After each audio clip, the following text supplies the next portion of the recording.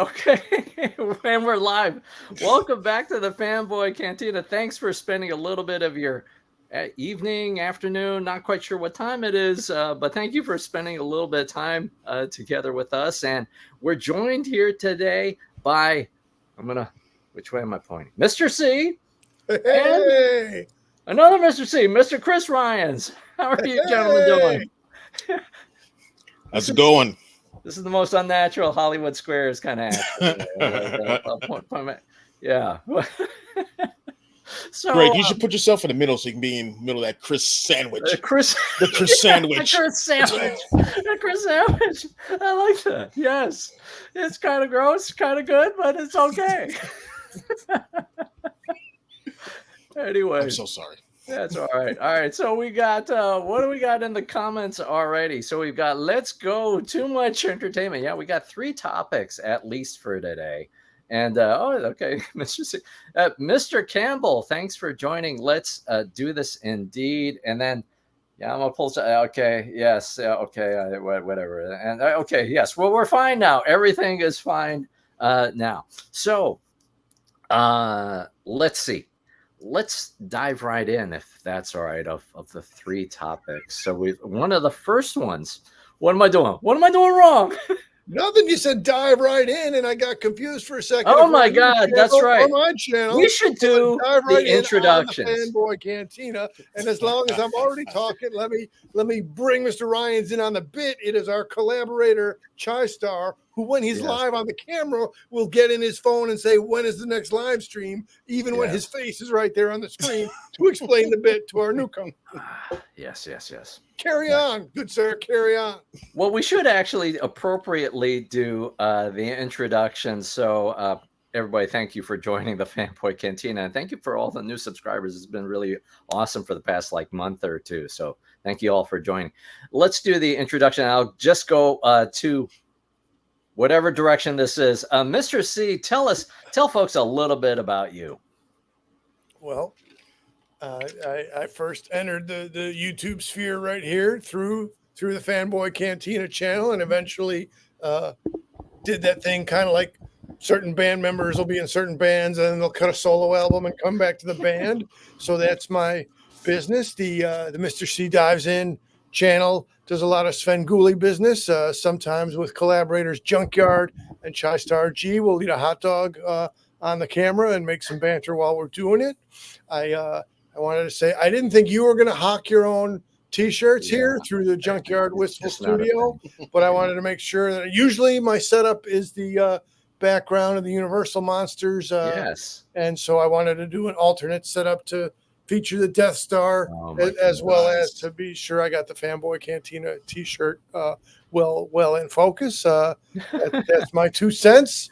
But let's go to the other. Let's go to the other square or rectangle. Mr. Ryons, tell us a little bit about you. How you doing? My name is Chris Ryons. I helped found the YouTube channel, Star Wars YouTube channel, Broaxium, where we preview Star Wars comics every week. We have a couple of Star Wars podcasts, the Star Bros podcast, and we have Shooting the Poodle on Sunday nights, which is a live show. It's not so much Star Wars; it's pretty much like everything in geekdom, and it's chaos. That show, they're literally shooting the poodoo on that show, and we have a gaming show, 2 gaming shows a week, Tuesdays and Wednesdays, Broaxium Gaming, where co-founder Dan and Mike Roker, they'll and then Claire as well. They will play video games and hang out and all that kind of stuff, and just it's an extension of Shooting the Poodoo, so to speak. They shoot the poodoo, they play games. It's fun.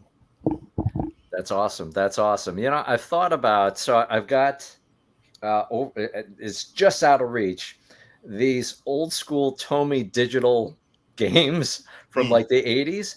And I've been thinking about, maybe that could be a Twitch stream, but it would be the most boring Twitch stream of watching Hit and Missile for 60 seconds to tick down. And, just do it. Even if it's just, let's listen to the little wheels turning, and you can almost smell the C batteries overheating in the the Tomy. Yeah, but I'm gonna play the Chris Evans clip there. I could watch Hit and Missile all day. Let's go. Let's do this. Awesome.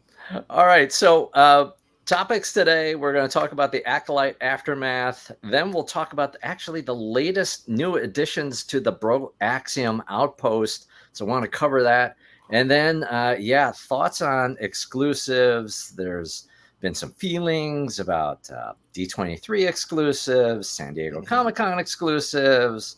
And so we'll talk about that. And this is totally your agenda, Bill. But at some point, I got to learn more about those Star Wars curtains that were in the background there for the Broaxium. Yes. Yes. I mean, it's probably besides like some of my old Kenner toys that I still have, and not in any kind of collector shape. I played with those. They are beaten to death. That's probably the oldest Star Wars thing that I own, that I've had the longest, are those. They look vintage and they look magnificent. Oh, they are 78.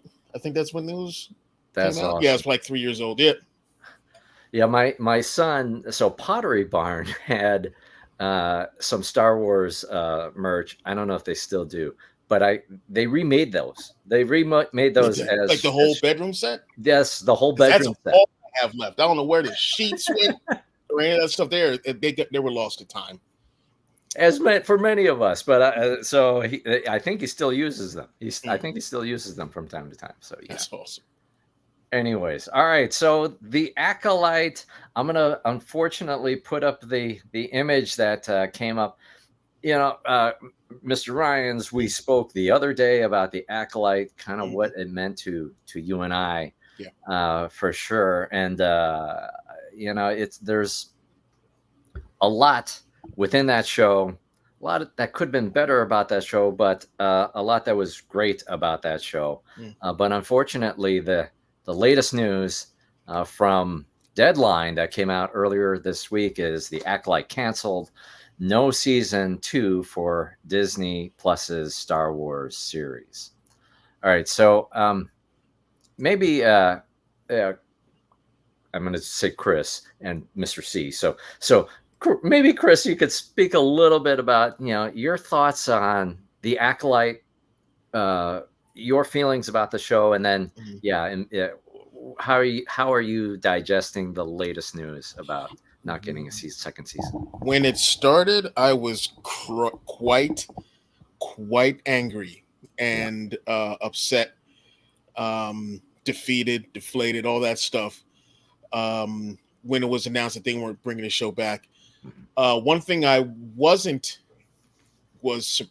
angry as I wasn't surprised.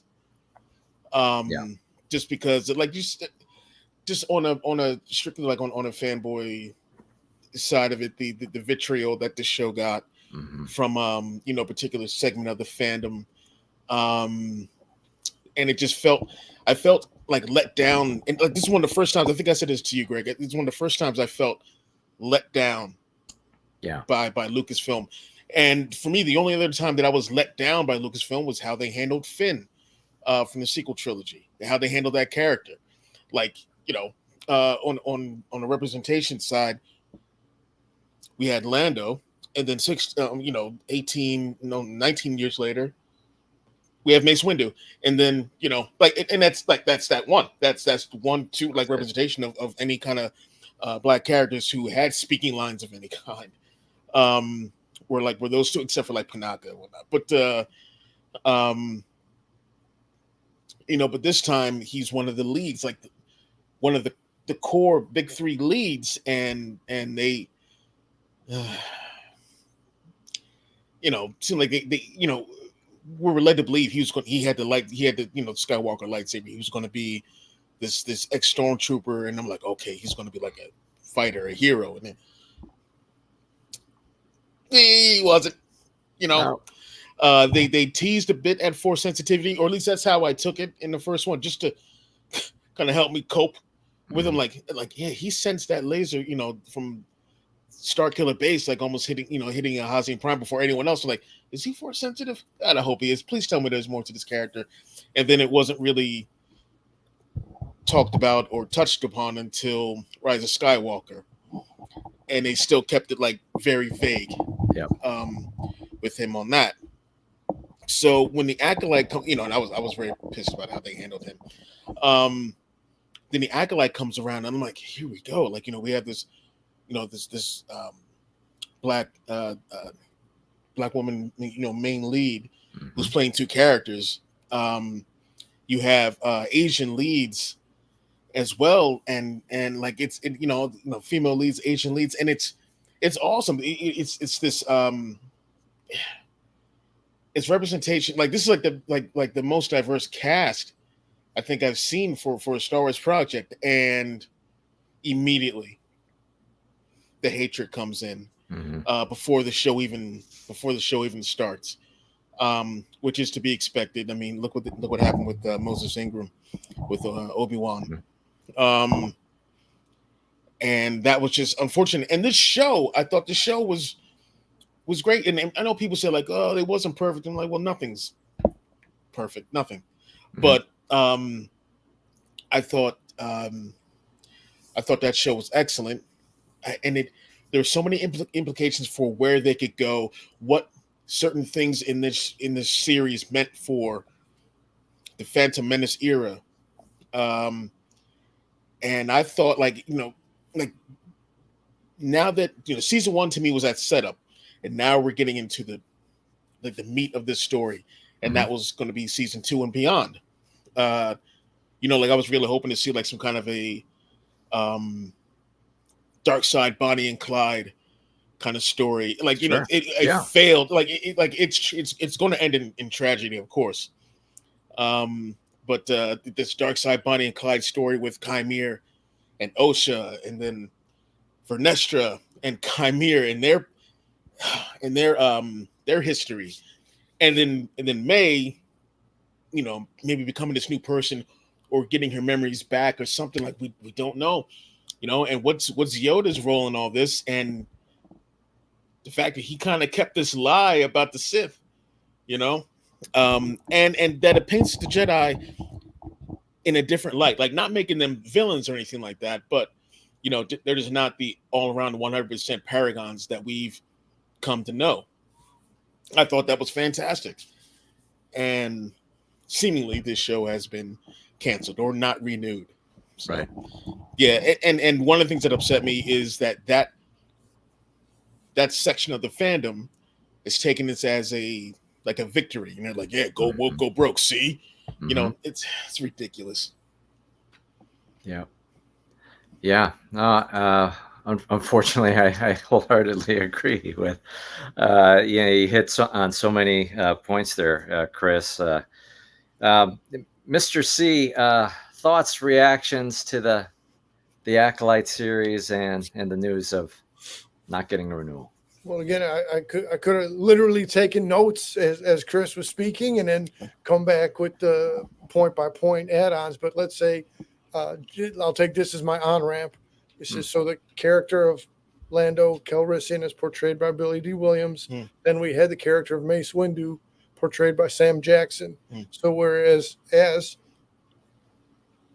Billy D walked, so Sam Jackson could run, should then have been the case that Jonathan Boyega could have flown during the sequel, that he could have had been way more highlighted from the setup to the disappointment that came. And I get it. There were all kinds of things, and there was not a consistent vision for all things or many things of the sequel, the final 3 movies. But that's a significant thing. That's a well-made point. And then to bring it current, since our current discussion is Acolyte, that's the backdrop, and now bring it into the current discussion. Again, a missed potential. Yeah, missed potential.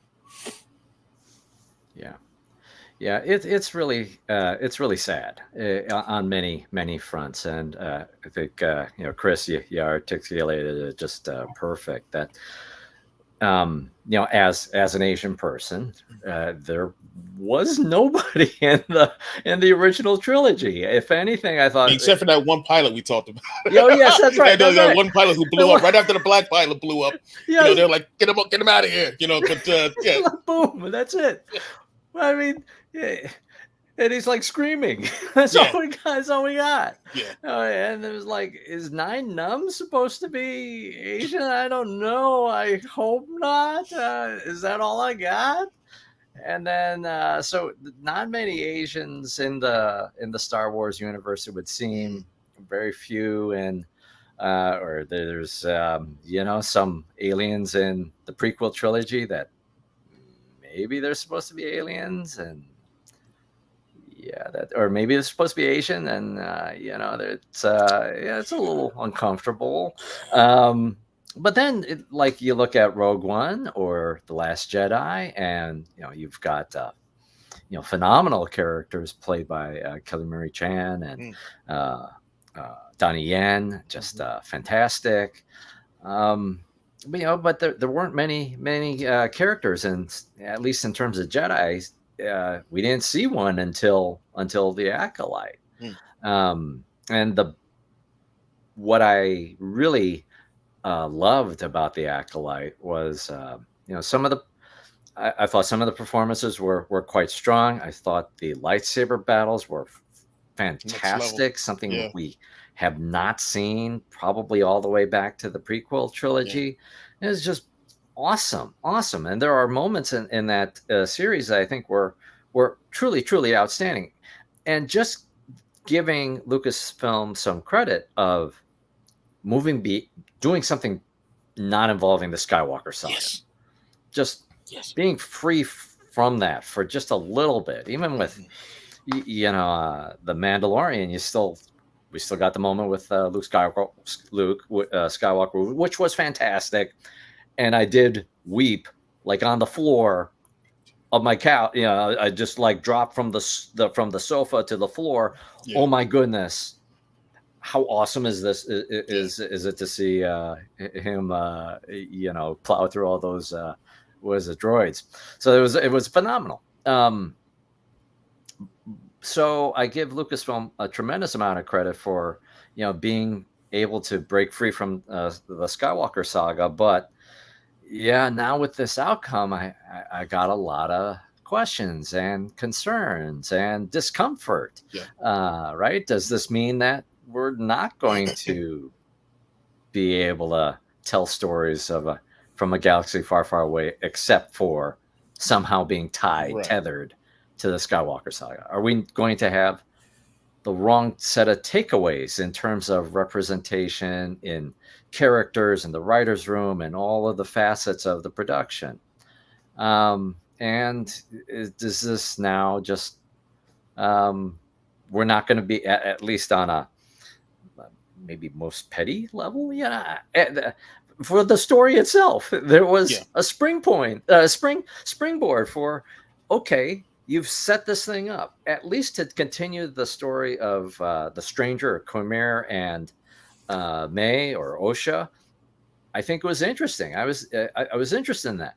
The separate side stuff of like backroom drama of the Jedi Temple and Venestra, a little less interested in that part, but at least to let me get you interested. Let me get you interested in that part real quick. Yes. Yep. All right. So was it Senator Rayencourt? Was that his name? Yes. Okay.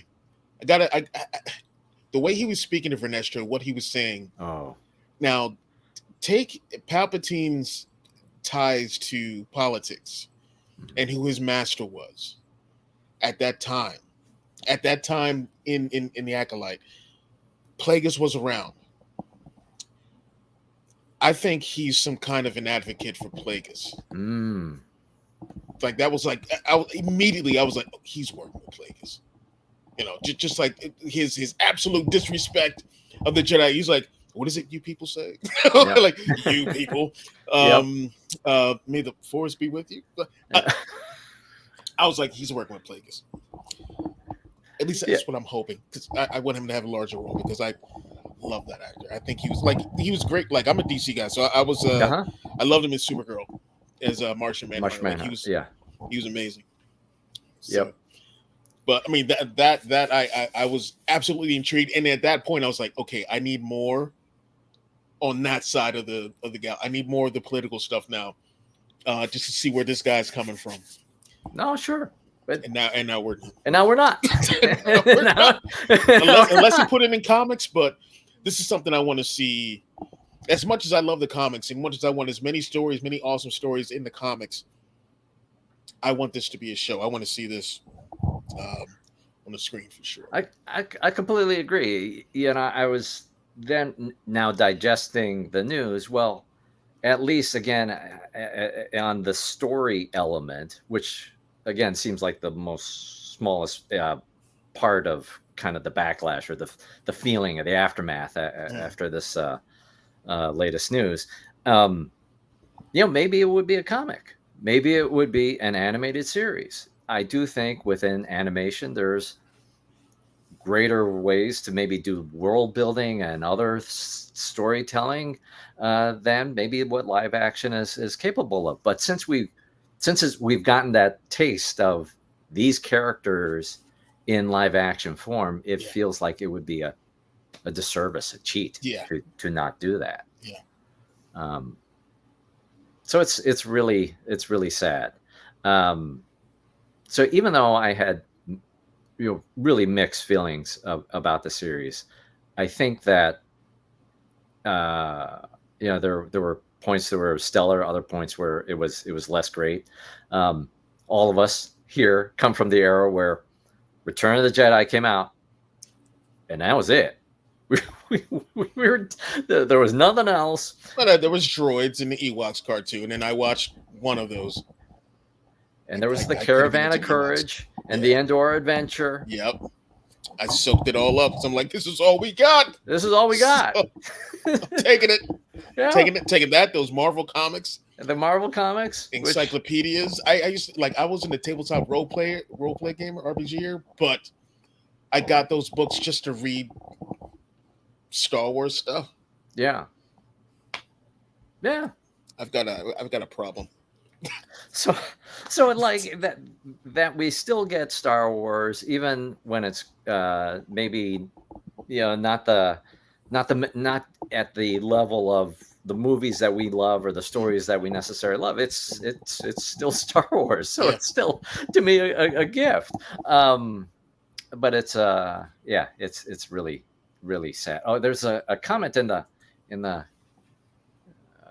comment in the comments. Why, from Jim Campbell, why was Finn given an interesting backstory, then not explore or use? Yes. One of the things with Finn was that he was more of a warrior. Like they shot scenes where he was mowing down like stormtroopers and whatnot, and with the saber, like being a total badass and all that stuff. And then they got cold feet and dialed it back, and then Rey became the more actiony. She got the saber, she got the Falcon. Finn just got a big scar on his back. Mm-hmm. But yeah, he was definitely supposed to be more of a warrior and a fighter. Because I'm like, the one thing about Finn's character is, like, in his backstory, is that he was one of the top cadets as far as being a stormtrooper goes. Highest marks, all that stuff. They stripped all that away. I was hoping that, like, him and Poe were going to go on some Star Bros adventure and kind of bring the what was the word I'm looking for? Like a deprogram or recruit other first order stormtroopers and get them out of that indoctrination and help bolster the ranks of the depleting resistance. Mm-hmm. Nah. No. I hadn't thought of those specifics. I was going to be cool with Poe and Finn just going around with some pew pew pew, just whatever they may do. But now you put a deeper meaning into it, and that would, again, we may never see it. I'm not going to put money down that it will manifest someday. Yeah. But boy, oh boy, whatever they do with this Rey movie, there has to be something with make up for that stuff, man. With Yeah. with Finn and Poe doing something across the galaxy. You know, just oh. I haven't kept track with Daisy Ridley and the news that she has Graves' disease. Yeah. I don't know enough about that and how it impacts how it impacts her in general. I'm not versed in that. Neither am I. But yeah, I am hopeful. I am hopeful that we'll be able to go back to that to those stories and continue forward. Anyways, let's see. Oh, yes. Thank you, Choice Archie. Yes, working and cooking. Okay, well, Stand back and let the man cook. Not sure how that works, but to each their own of doing both. That's impressive multitasking. All right, so if you're tuning in, post in the comments your thoughts about the Acolyte. How are you digesting the aftermath of the latest news? Hey, just about word choice here, just building off of this conversation. It is interesting that the headline from Deadline is that it was canceled, but then when I read the article a little more closely, you don't see the word canceled in there. I don't recall seeing the word canceled in it. It's just it's just not continuing. It's similar to the other series where it doesn't look like there's going to be a second season for the Book of Boba Fett. Does not seem like there's going to be a second season for Obi-Wan. The word choice is interesting. I don't know. What do you think, Chris? You've studied this closer than me and Mr. C. You've been in this space in the YouTube world a little bit longer than us, or certainly more versed in Star Wars. How does the word choice land with you? Does it matter? Does it not matter? How does it sit with you? Mission accomplished for them. Yeah. By using that word, it struck a chord with many people, myself included. I got duped into. Maybe canceled is not, maybe not the right term. And then they're saying things that these clickbaity YouTube channels will use, sources. Mm-hmm. So who knows? And the one thing is that Lucasfilm has not come out and said word one yet, which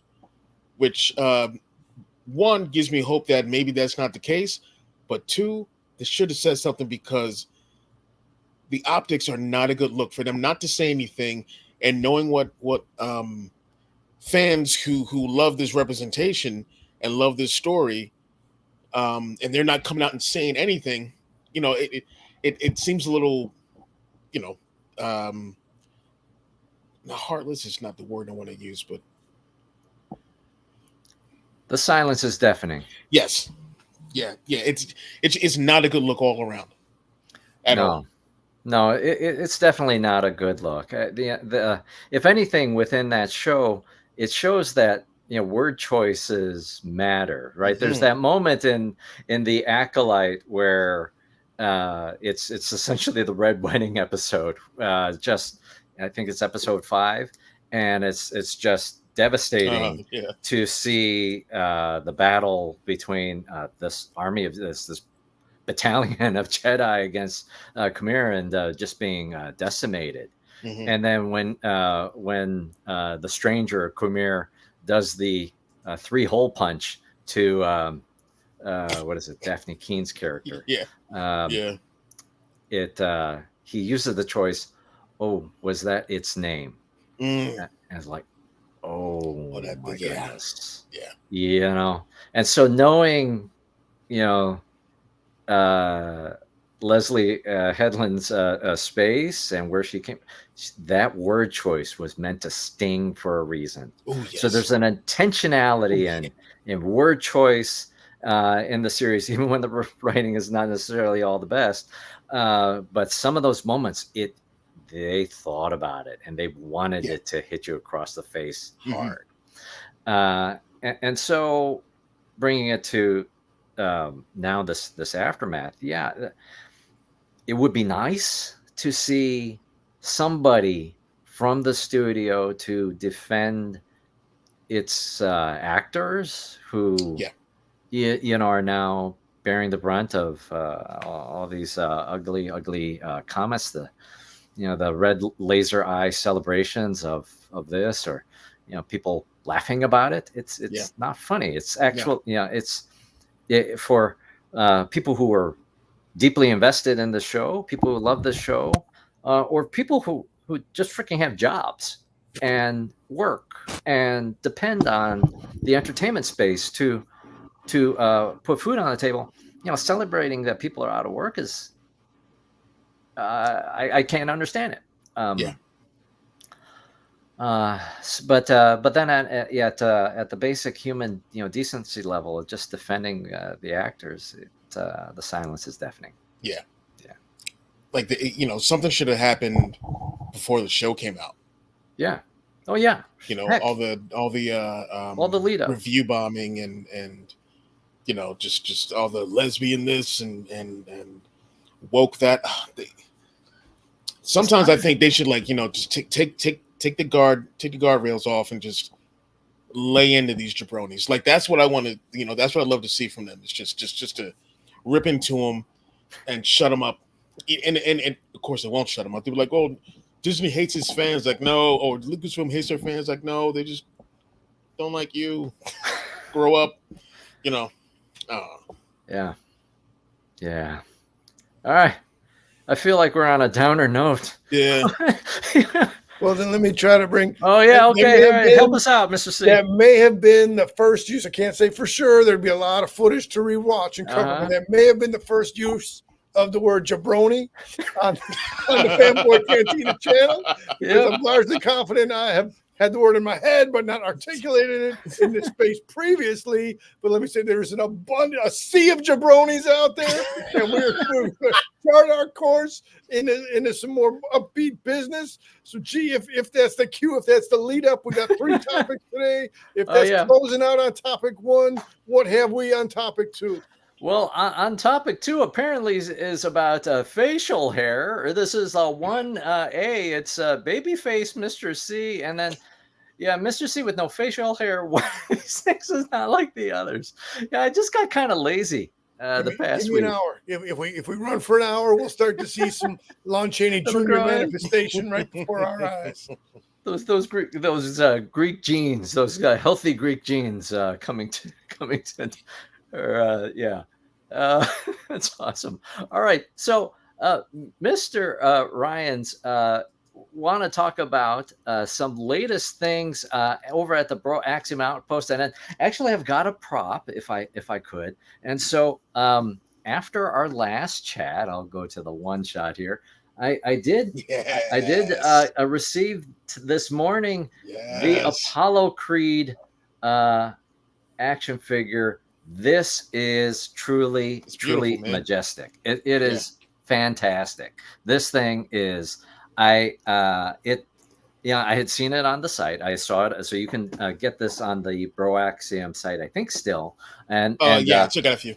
And so I'll point down here that you can use the promo code for 10% off your first purchase. Now, the one thing about the promo code is it's Fanboy Can 10. Can 10. Oh my God. Okay. All right. So we're gonna pause for a moment here while I okay. Thank you for that, because that's really bad that I screwed that up. All right. And so now it's like nothing ever happened. It's like, wow, look at that. It's a brand new car. Okay. All right. So back again to my prop. Yeah, this thing is truly majestic. This is fantastic. I love the look of this figure, and it's a solid likeness of Carl Weathers here, a younger Carl Weathers, because this is based on his appearance in the very first Rocky film, I believe. Yes. But just really love this one. I love that, and like they've done the other ones like.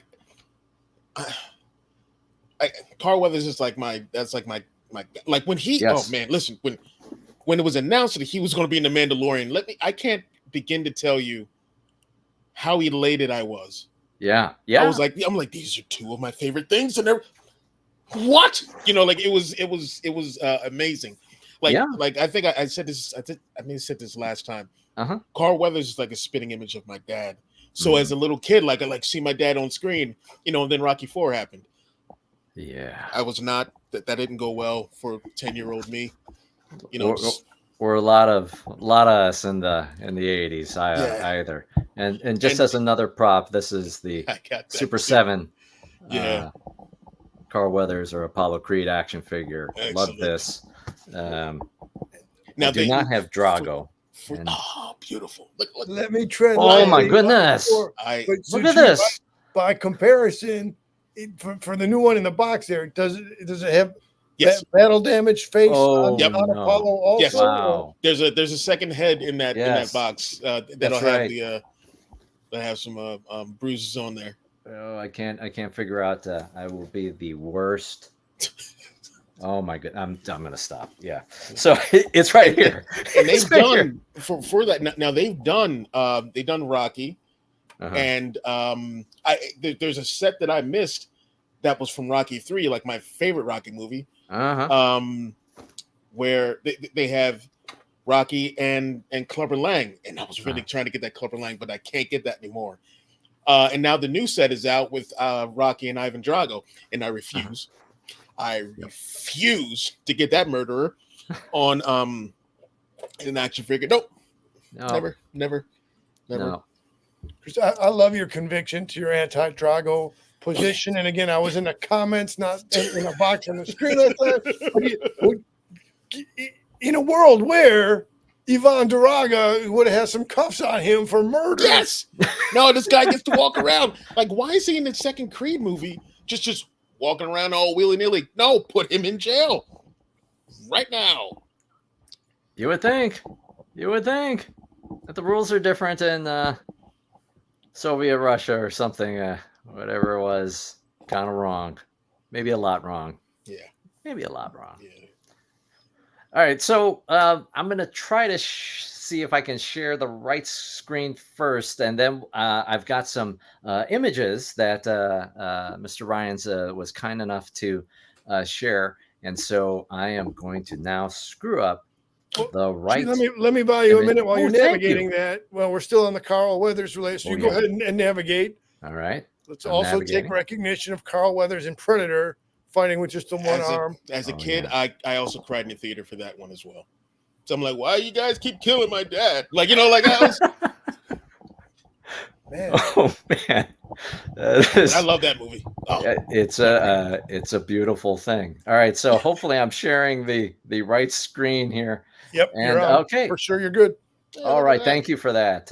So on the Broaxium Outpost site is a number of things, and I noticed that there's also a number of things that are selling out, at least in the pre-order category. So love that the store is taking off for sure. It's you know, it's still very early, and Rome wasn't built in a day, so things will pick up, but I'm loving it and things are going well.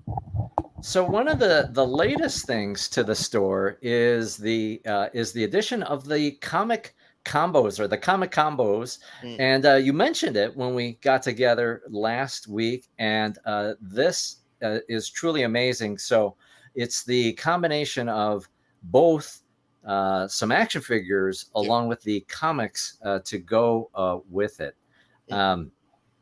So just a little bit more of my rambling before I turn to you, Chris. So I really love the idea here. When we spoke the other day, I remember when you could go to just anywhere, actually. Target used to carry these things. You could get a comic book along with a couple of action figures, whether that was the Star Wars franchise or they had it also with the Marvel, what do we call it? Marvel Universe series. Somewhere I've got the Dark Avengers one. There was also the G.I. Joe versions, and you got some really unusual, rare versions of actual characters that have never been produced since. It was only in this comic form. So for you to bring it back, I think is just brilliant. And so you've got the two versions here. I think the difference is that one's got the chrome foil variant, and then the other is the regular one. One, and I have a few more that I need to put up there for Dark Droids, but one has the Chrome R2D2 cover variant that I think I sent to you with your first order right here. But yeah, so the basic one is it's from the Dark Droid Saga, which was Charles Soule's run from last year. It's this overarching tie-in crossover series that went through Bounty Hunters, it went through Dr. Aphra, it went through Star Wars and the Darth Vader book, and then it had an offshoot series called D Squad, which was led by R2 and 000, BT1, IG88, and 4LOM were in that team, and it was lighthearted, but it's like action packed.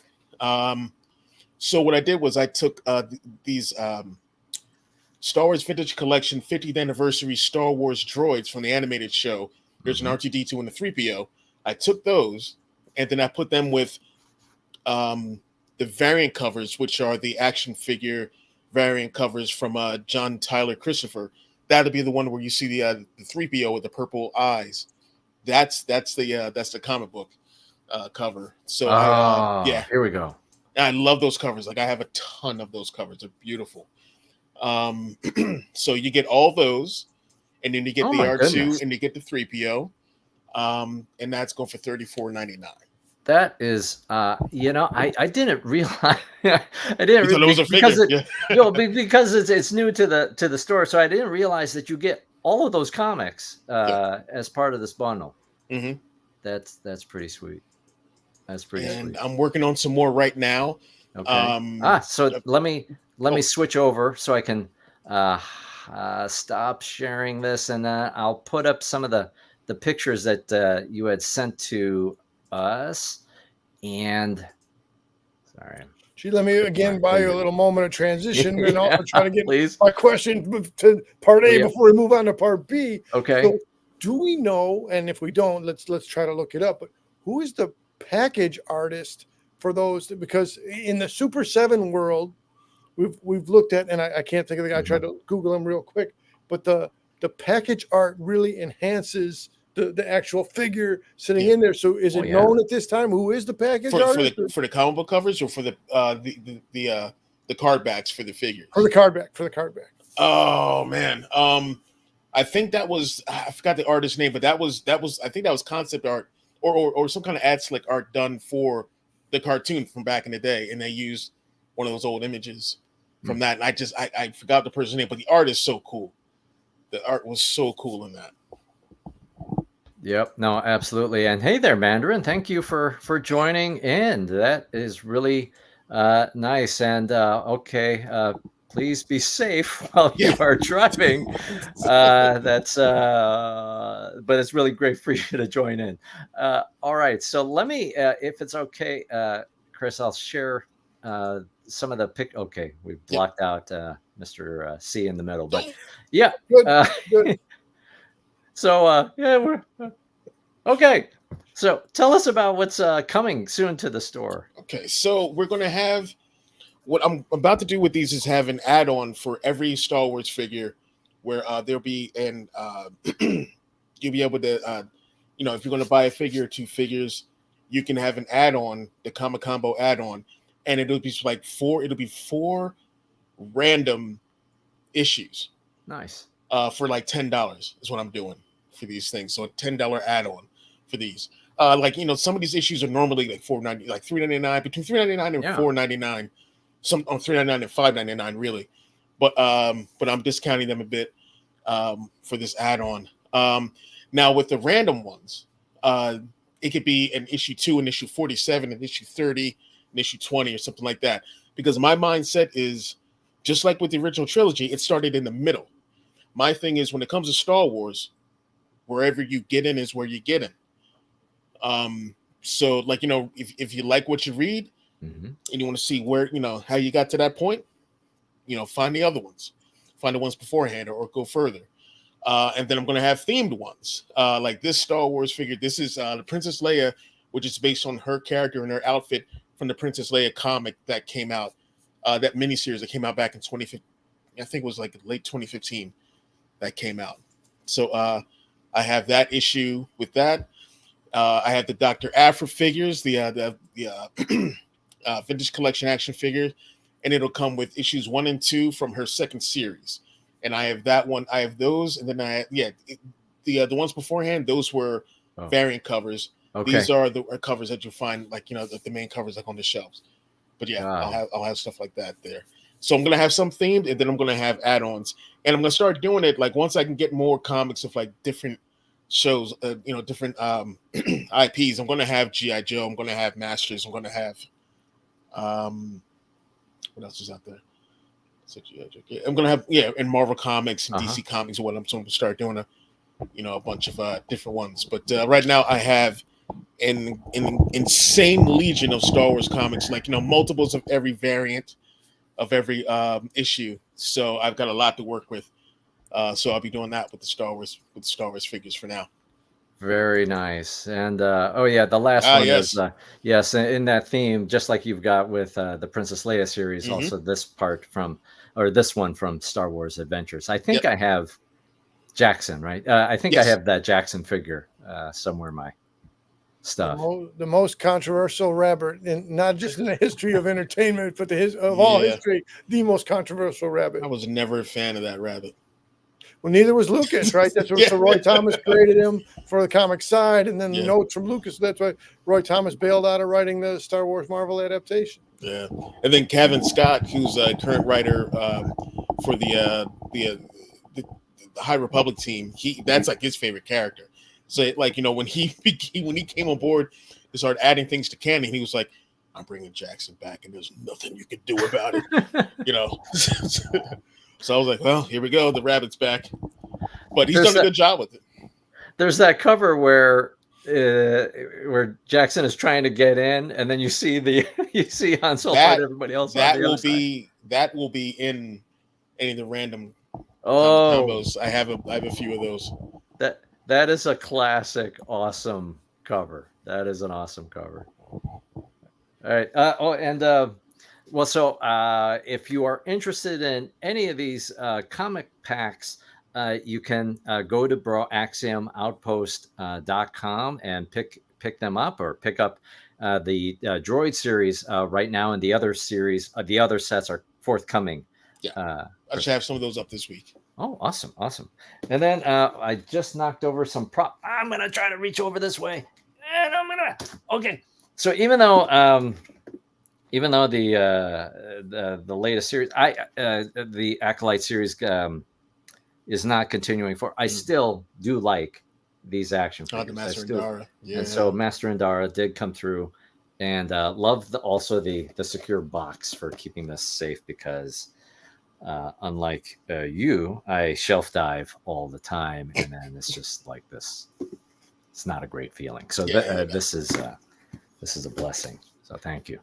All right. So in the oh my goodness, I need to catch up. Yes, if you're watching now, or if whether it's live or in the replay, please hit the like. That helps the channel to grow, but also for more people to see these videos, and it also helps us to learn kind of what do you want to see, because I haven't done as many live streams here. Not like either of them, either of yous. So so if you like live streams, hit the like. It helps me to know what at least I should be doing differently. And with Junkyard, thanks for joining in. Love the idea of random here. Used to go through the 25-cent bins a long time ago in the comic shop to pull random stuff that looked good. Yeah. Mm-hmm. And that's one that's one of the things with the mindset of doing these just randoms for the comic combos, is just You never know. Like for some, maybe you never thought of reading the Dr. Aphra book or the or Ethan Sachs Bounty Hunters or any of the High Republic comics. Now if you get in a figure, it could be in your combos, and you never know. You may find a new favorite. Yeah, I'm surprised that Dr. Aphra has not made it to. That is also a crime. Yeah, that is also a crime. Like out of any comic book character or anything from the literature or the comic book realm, nothing's hit like that. Not even Cobb Vanth. And Cobb Vanth, he's very popular because he's been on Book of Boba, he's been on Mando, but nothing's hit like Aphra. Yeah, and, like not even animated. Like, what are you waiting for? Yeah, it's odd. It's really odd. Just cast Karen Fukuhara from The Boys and boom, there it is. Boom, you're done. Yeah. Get it going. Give me 7 seasons of that, please. Yes. And oh man, I could have a whole thing about Karen Fukuhara and by herself. To give her a speaking role, yes, for a change. Well, she did finally speak. Yes. Boy, was that unfortunate. But she finally spoke. She it was like the most horrible thing ever. Oh man, yeah, the most horrible situation. Yeah. I mean, she didn't speak. It's like, and so Chris and Chris, if there was like another topic that I've been digesting, is amongst Asian characters, how many of them are either blind or mute? And is there one that's not? How many of them are not? So if you were to look at like Donnie Yen, same character, by the way, or same actor, he's blind in Rogue One. He's blind in John Wick 4, 3, 4, whatever. I haven't watched past number 2, and I need to get caught up on my John Wicks. So it's awesome, but yeah, he's blind in that show. Karen Fukuhara is mute in Suicide Squad as well as The Boys. Same actress. So I feel like there's something to be said. Wait, was she in Suicide Squad? She was Katana. Was she mute? Yeah. No, she spoke, I think. I don't think she speaks. I Maybe think just not a lot. Yeah, I think she doesn't get to speak. Yeah. It's like a thing. It's like with black characters in comic books. Either we have metal arms or lightning powers. Yep. You see it. Okay. See? You see it. Yeah. This is a topic all by itself. Let's pick out the tropes. Is there a fully limbed with all 6 senses? Right? I don't. There's something. Yeah. Anyways. Yeah. All right, so let's get to our last topic here. Oh my. Okay. Oh, okay. Oh no. Okay. Let's see. All right. So Jim Campbell, we're okay. Yes. Yeah, and the facial hair thing. And what's up, Chris Ryons? Yes, that's awesome. The Mandarin is back. And then all right. Yes. What? That Joe Mantegna look. See, I'll take that. I'll take that. That's that's a fellow Chicagoan. I'll take that. Yeah, that's not a bad look. I might have to try to work on that. All right, so let's talk about exclusives here. Oh man, we've been at this a while. All right, so let's quickly talk about exclusives here. So I'm going to share my screen again here with a few windows. Now, okay, so we've got the. Again, I'll buy you time while you're navigating the share screen. Oh, you got there fast. All right. Yeah, I got there this time. No, I don't need to log in to buy stuff. Not more stuff. But let's see. Yeah. So let's talk about the Star Speeder, Star Speeder 3000. Big, massive special toy, limited run of 3,000 of these things. It was debuted at the D23 Ultimate Fan event, priced at a hefty sum. But I've heard some reactions that it's almost a grail of sorts for folks. And And then on a different point, hopefully it's still sharing here.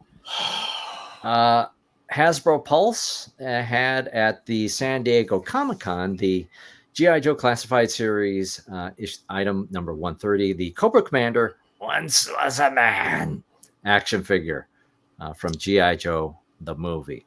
Yeah. And so they had some stock left over from the event, and it was most bizarrely a limit of 5 per customer. Yeah, so they could sell out in seconds.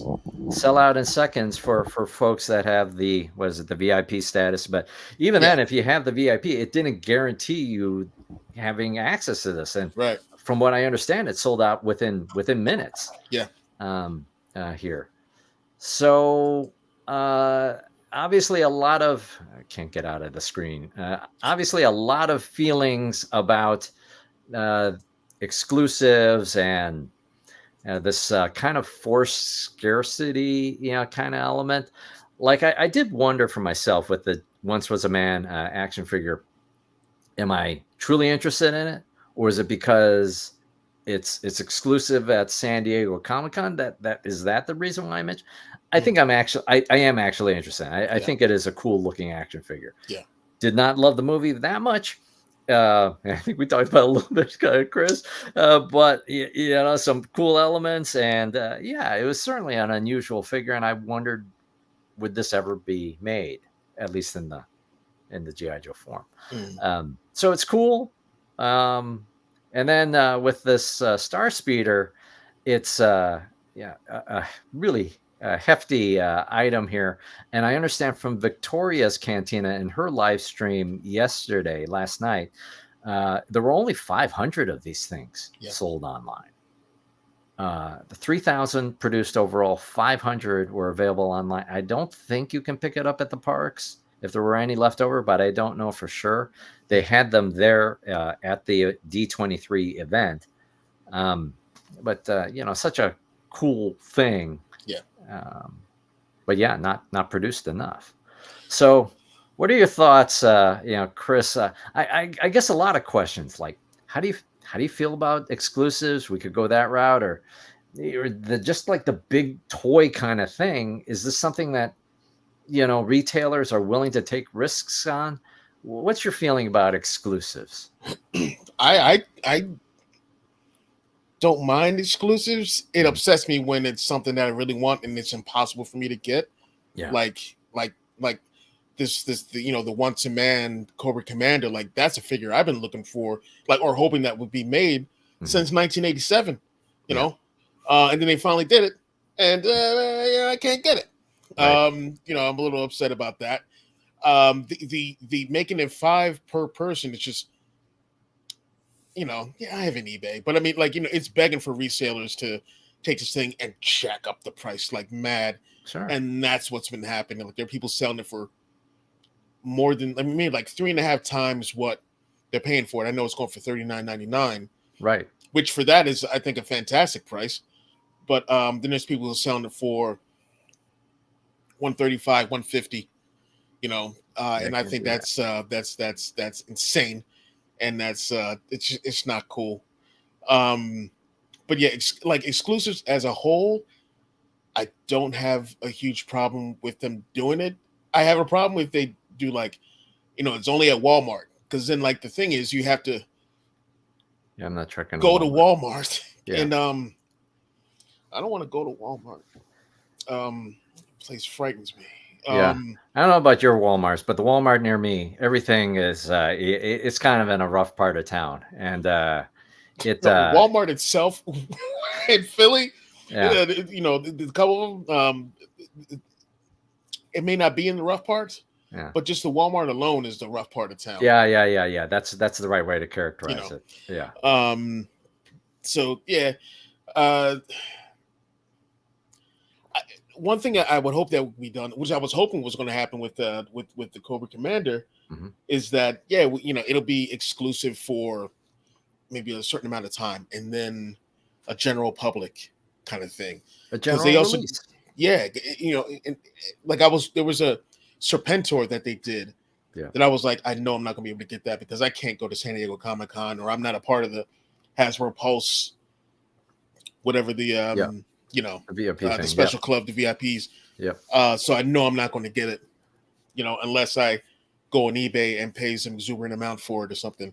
But yeah, if they were to like, I made a product for it for the Once a Man on the on the Broaxium Outpost store, and it's hidden, so you can't see it. It's there in like, you know, in the back room, in hopes that they, you know, do it one day. Like, I'm hoping that I do it one day so I can make that thing live. But because I will order like 100 of those things. But yeah, the other thing is probably that Star Speeder. I don't know if I would get that. I mean, I love Star Tours. It was the only reason, like, my family, we went to Disney World for the first time. Yeah, was to go to Star. Or at least it was my idea. Like, can we go? When they made Star Tours, I was like, can we go? Can we finally go to, you know? But yeah, I don't know if I do it. What I tried to do with Comic-Con, there's a couple of friends of mine who were there, and I call them my operatives, you know, to try and you know, see if they can like score one, you know, a thing or two. A friend of mine, Ron, he was able to get me, I think it was, I forgot. It's one company that does like Star Wars ships, the Star Wars Squadrons, I think is the name of Oh the, yes, Micro Galaxy Squadron. Yes, from Jazzwares. Yeah. He was able to get for me this TIE Fighter and X-Wing that are done in the style of that first Star Wars video game. I've Wireframe, seen it. like, you know, I've like seen it. he was able to get that for me, and I was like, that looks amazing. So I can't wait. I remember like the last celebration, I think it was London. Yeah. In London. Yeah. And I had to have this because Return of the Jedi is my like favorite Star Wars movie if I were to pick one. And they had this Revenge of the Jedi Darth Vader, and I was like, I with the red need tint. that. Yep. And that's what you're getting. Yeah. And there you go. And he got me this. I have a couple of them, which like, you'll be able to get me a couple. I'm not selling these. No, they're staying with me. Yeah. But yeah, like, it just, look at that. Yeah. It's beautiful. It's nice. With the soft goods. Yep.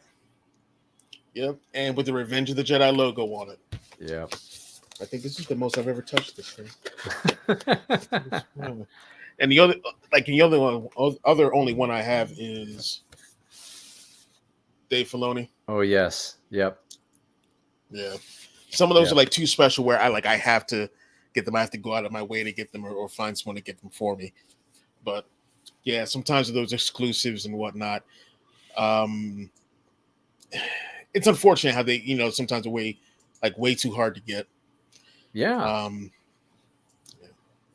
No, absolutely. Yeah, I mean, exclusives are not new as a thing for sure. I have splurged on occasion, less so recently, but on occasion for San Diego Comic-Con exclusives. At one time I think I don't have it anymore. There was a Lego Batmobile, you know, box. It was very, very small, but it was extraordinarily cool. I think the more rare version is the Superman one, where he's got the car and he's you know, throwing the car, and it's got some super rare Lego piece that's only been produced for that set. So I've bought things before on eBay that are exclusives, but you know, it kind of sucks to have to go that route. And yeah, actually with the G.I. Joe Classified thing, I would have thought there would have been a regular release of Chuckles, right? Or Dr. Mindbender or Serpentor. I don't understand it. It was a mainline character. Yeah. Why do that? I'm still waiting for that. If you remember G.I. Joe, the movie, one of those recruits was never made into a figure. Yeah, Big Lob. Big Lob. Yeah. Yeah. Where's Big Lob? Where's Big Lob? That's what I was waiting for. Yep. It's Big Lob. Yep. Or have they done Nemesis Enforcer for that? I think for they those have. I think it series? was in that 3-pack with. No, I mean for the classified. Is that? Oh Is no, that not not yet. yet? But Okay, it's like a been deluxe leaked on thing. Instagram and stuff, so it's Excellent. coming. Yeah, I'm Uh, gonna need to order several, and then several for the store, but several yes, for several. me, Yes, and then some for the store. Mr. C, how do you feel about exclusives or really big monument pieces? You've got the Death Star Yeah. right above your head, but how do Yeah. you feel about exclusives and these Well, tentpole pieces? let me first, as you were listing the GI Joe characters, I'm not surprised you did not name Destro, so I'm just going to continue to bring Destro's name in every conversation when possible. And now that I've said my piece on Destro, I will go ahead and answer the question as it is posed to me. Okay, let's take a bit. Like supply and demand exists, right? Now, there's also game play and data manipulation and hype building. And okay, so there's off the basic building block of supply and demand. Then there's all kinds of additional layers and variables and permutations and all that. But I mean, I guess just let's consider the velvet rope at the club. If somebody's so got their heart set on getting in, then if possible, let them in. If it is so important to somebody to have the collectible piece, let them get to it. And then I guess the counterpoint is if that set of conditions doesn't exist, then I guess the individual, the buyer, the collector just has to either chase down on the eBay market or some other similar back channel, or come to the point, well, okay, well, I got to make my peace with it, but don't be forever running in the hamster wheel for the water bottle or the food pellet that's never going to come to you. Yeah. I was, and so now I'll go to the single shot. So I was fortunate enough to be able to get this sizable. Oh my goodness, this thing is 20 pounds. Whoa! You need a production assistant. Oh my goodness, this thing is 20. Oh my God, you got it! So I did get it. And it is. I'm gonna like literally tip over. I'm gonna like literally tip over. So I did get it. I cannot wait to open this thing. It will be opened. You have space for it? No. Can I come over to your house? You think I have space for it? Where my warehouse is? My warehouse is half the house. Dude, I told you, like, I've got the katana. If we live closer, I would bring it to your house. Oh, and you have that's right. You have the sail. I got the sail barge. Yeah. Those HasLabs take up so much space. Well, and so I'm so afraid if they ever do the USS Flag. I'm afraid if they ever do the flag for like classified. Where's that going to go? Where's that aircraft carrier going to go? Yeah. Wasn't it like 6 feet long or something? It was something ridiculous. 5 feet long. When I was a kid, I was with my friends and his mom, and we're walking in the mall and we see it, and we stopped. Yeah, we stopped. We're just staring at it, and he started begging. My friend Pat started begging his mom to get that thing, and I think she gave him the ultimatum. She gave him a choice. I'm like, you can have that, or your bed. It's one or the other. Yeah. He sat with that for a minute. Yeah. Thought about that. Because I mean, you could definitely, that thing is long enough. You could slap a pillow on that aircraft carrier. Well, yeah, exactly. And sleep like a baby. But yeah. Those HasLabs things are huge, especially the sail barge. The Razor Crest. That's funny how that thing got greenlit. And then they blew it up like a week later on the show. The Ghost is when I was like, I was looking at my wallet like, should we do this? Yeah. You know, and the canteen. I want them all. I just don't have the space. Like, where am I going to? Well, exactly. Yeah. Like I thought about the Dragonfly, the G.I. Joe classified Dragonfly, but I'm still got the trauma of 1980s me having the Dragonfly, feeling awesome about it, and then it makes a sofa dive. and the rotor breaks off, and yeah, it was like a traumatic moment. And That happened with me and Metroplex for Transformers. Oh no! I had that 2 days. Yeah. And then like I transformed into robot form, and it Yeah. fell over. Yeah. And it broke in two. And then I was like, well, now I just have two pieces, and I'm gonna I'm gonna play with these two things. So I felt like with some of these HasLab, one, they take a whole heck of a lot of space, but then two, it's like I don't know how durable these things are going to be. Like I've seen the complaints of some of the Marvel Legends big Sentinel figure and like knee joints or whatever. Oh really? Oh, they get. I don't know. Still looks majestic. Wow. I would still love to have it. Yes. But it's not happening for me. Anyways.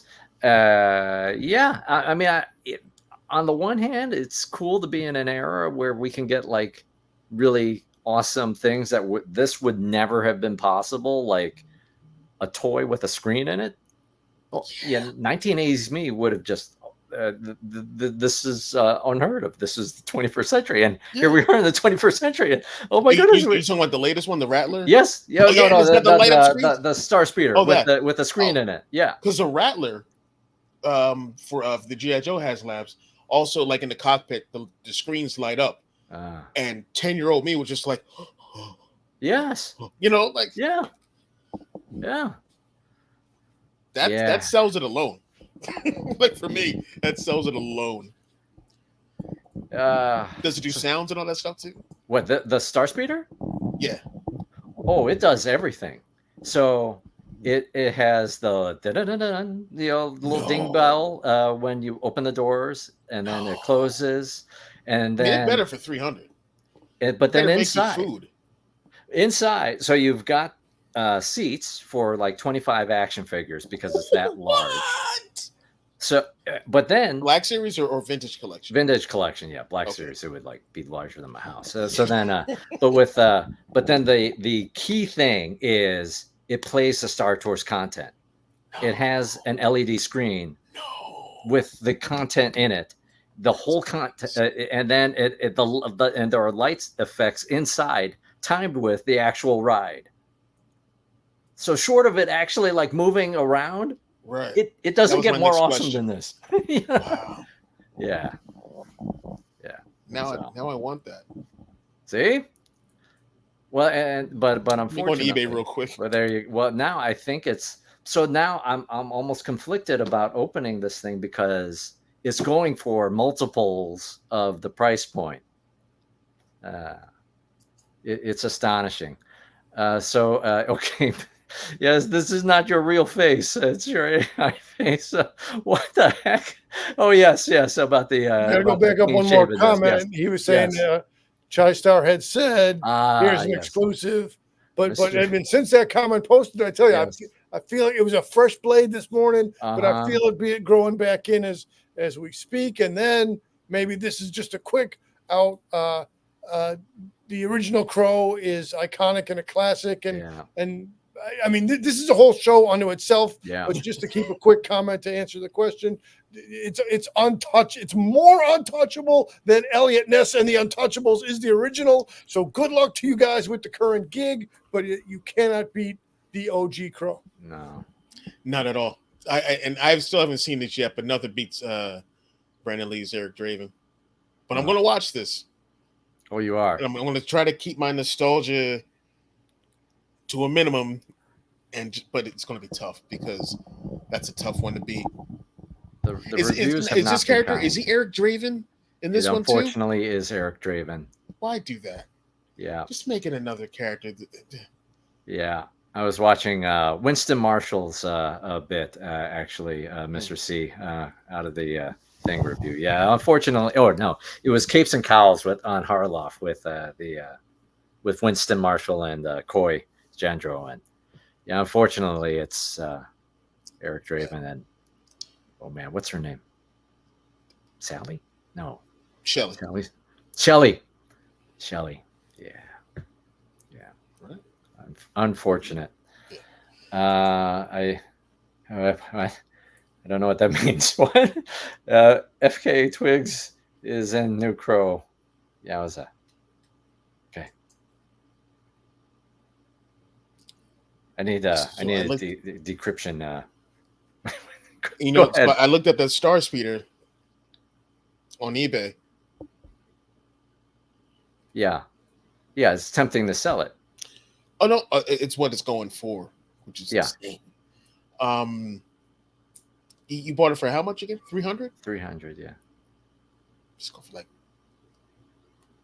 the most I've seen is 5 times that, like 5.5 times that. Yeah, I don't think anybody's actually paying 5 times that. Someone bought it for that much. Yeah. Maybe I should talk to that person. I mean, I like it, but I don't like it that much. Seriously, I don't like it that much. All right. Oh yeah. Oh, Singer. Thank you. Okay. I'm not gonna. Yeah. I'm a little out of touch. Yeah. No, I've never been to D23. Yeah. Yeah. I'm not even a Disney person. Like, I'm only a Disney person because they have Star Wars. That's the only reason I pay attention to anything Disney. Is because of that. Yeah. And I'm gonna hop up a comment here. Oh. I tried to get this yesterday. I tried to get the McDonald's collector cups. I don't know what the name of the bundle was. It was like $13 for a Big Mac and fries and a cup. But it's completely. Well, there are multiple ones. One of them has like Hello Kitty. Another one has like old school 90s McDonald's images. It's like different pictures. I think there's like 6 of them, 5 or 6 of them. Yeah, but like they're sold out everywhere. If Burger King were to ever do those Star Wars glasses again, be right there. I haven't had Burger King in years, but I would go for that. Yeah. I'd risk it all for a few of those glasses again. Yeah. And these things weren't even glass; they were plastic cups. That was what kind of these new ones from McDonald's. Yeah, from McDonald's. I just couldn't do it. It's like, what's the point? Oh yeah, the cups are plastic. Yeah, it seemed like a lot of effort, and I can't get my head around McDonald's ever being more than $10 or even more than $9. It's just like I can't. I don't understand it. But yeah, to spend it was like $13, I think, to get the cup and your burger and whatnot.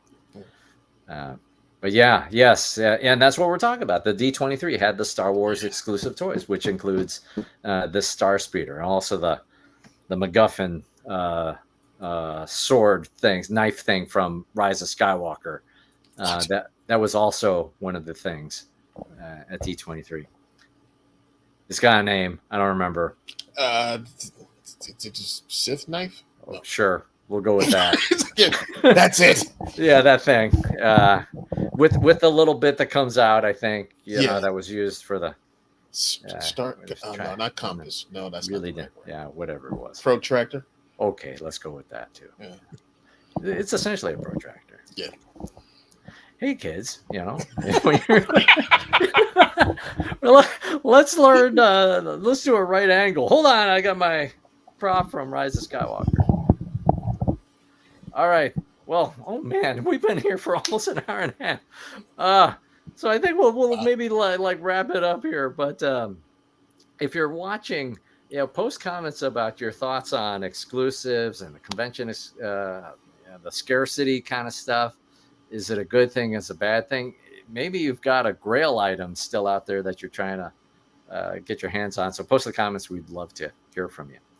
All right. And thank you for that, Chai-Sergi. Appreciate the comment. And yeah, it's really great to see both of you guys on the live stream together. This is awesome. So thank you, Mr. C. Thank you, Chris. Thank you. Thanks for having me, man.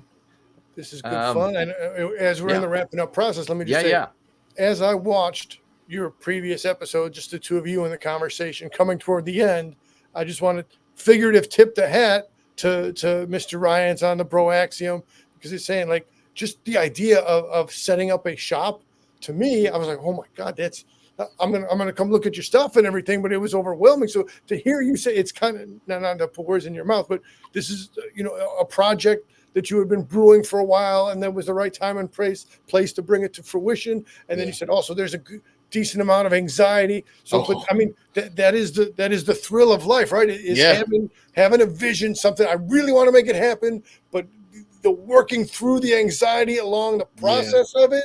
So hats off to you, tip of the hat to you for facing that anxiety to make manifest that which is so important to you, to go from purely comic book review and Star Wars related from the YouTube format to I think you're in the other business also as far as the broadcasting and then to come to have your, I mean, that's, I am impressed by your process and your manifestation of the Broaxium Outpost, and I am pleased and I'm enjoying in being part of the bridge from the cantina to the outpost. It is a good bridge to be on. Thank you so much. Like it's like I've never had this much stress in my entire life. And I just like it's something, and it really like it takes a bit out of you. But like people are like, are you doing all right in this and that? And I'm like, I'm more stressed than I've ever been in my entire life, and I've got all these doubts and this and that, but I wouldn't have it any other way. Like this, but I'm loving it while it's stressing me out, while I'm questioning like I hope I can continue doing this for the rest of my life kind of thing, or even for the short-term foreseeable future. I wouldn't have it any other way because I'm in control of my destiny, and I'm not working for anyone else anymore, and I'm doing my thing, and I'm selling things, and I'm putting as much of myself into how the products are presented, how I do the descriptions for the products, and I put as much of my own as much of my own creativity and my own just attitude and personality into everything I can with Broaxium Outpost, and I hope people dig it. And it's stressful. The anxiety is past 110%, but I wouldn't have it any other way. And I'm so grateful to anyone that goes to the site, and like Greg, buying anything and finding something they like on there that lets me know that I'm you're doing the right thing. So it definitely helps, and it helps so much. And more ideas are going to be coming down the pike with this, and exclusive shows like for the site alone, and things like that, just to kind of build that community there. So there's a lot of things to look forward to, and it all makes me giddy thinking about the things that I'm going to do later on down the line with this store. So I hope you all be a part of it. So that's awesome. That's awesome. And down below we've got the Fanboy Cantina discount code. So thanks for that.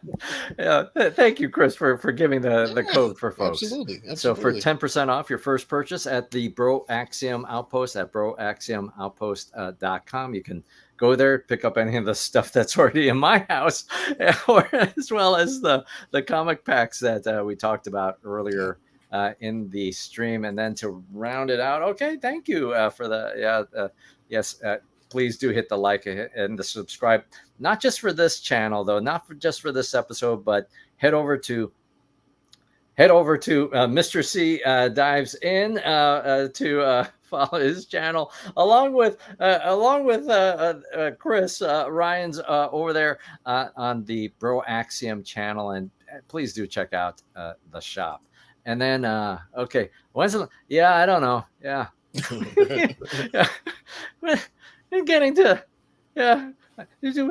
to almost a cadence. I mean, there was like a long stretch where I didn't do anything actually. But Mr. C, when's your next live stream actually? Well, I might shoot tomorrow. And again, I started my Dracula playlist. And again, just short recapping.